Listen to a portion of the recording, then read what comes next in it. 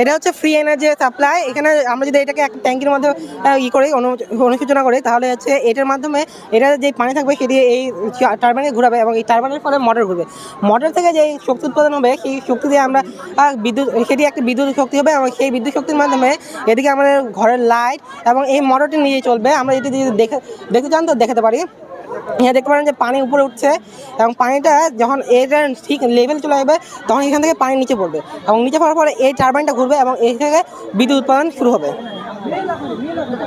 আপনারা দেখতে পাচ্ছেন এখানে শুরু হয়েছে। আর এইটা আমরা যদি এটা দেখি তাহলে এটা হচ্ছে আমাদের আর্থকুইক রেজিস্ট্যান্ট হোম। আমরা যদি জাপানের দিকে দেখি তাহলে এদিকে ভূমিকম্প প্রবণ এলাকা হলেও এখানে বেশি হয় না, বেশি দুর্যোগ হয় না, এখানে বেশি ক্ষয়ক্ষতি হয় না। তাই এটা যদি আমরা দেখি তাহলে হচ্ছে এখানে একটি সাধারণ বাড়ি এবং এটি হচ্ছে জাপানের তৈরি বাড়ি। আমরা যদি দেখি তাহলে ভূমিকম্পের সময় এটি হচ্ছে একটা সিগন্যাল, এর মাধ্যমে আমরা বুঝতে পারি যে ভূমিকম্প হচ্ছে এবং এখানে বোঝা যাচ্ছে যে এখান থেকে বের হবেন না। এইটাই এটা মূলত আমাদের তিনটি কাজ রয়েছে। একটা হচ্ছে আমাদের দেশে বর্তমানে প্রচুর পরিমাণে পানি অপচয় হয়, সেই পানি অপচয় রোধে আমরা একটা ওয়াটার লেভেল একটা প্রজেক্ট বানিয়েছি।